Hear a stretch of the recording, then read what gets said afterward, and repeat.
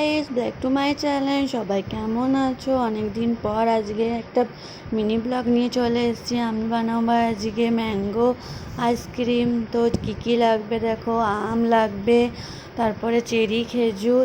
তো আমি প্রথমে আমগুলোকে কেটে নেব। আমের দুপাশে এভাবেই কেটে নেব। তারপর ছুরি দিয়ে আমটাকে এভাবে কেটে মিক্সিতে দিয়ে দেবো। তারপরে আমি খেজুরের বীজগুলো ছাড়িয়ে নেব, কারণ বীজগুলো তো অ্যাড করা যাবে।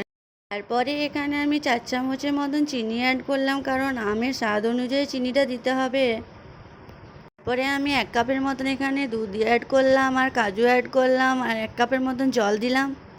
কিছু অ্যাড করার পর মিক্সিতে একটু ব্লেন্ড করে নিলাম। ব্লেন্ড করার পরে একটা কাঁচের গ্লাসে ঢেলে নিয়ে আইসক্রিম মোল্ডের ভিতরে রেখে দিলাম।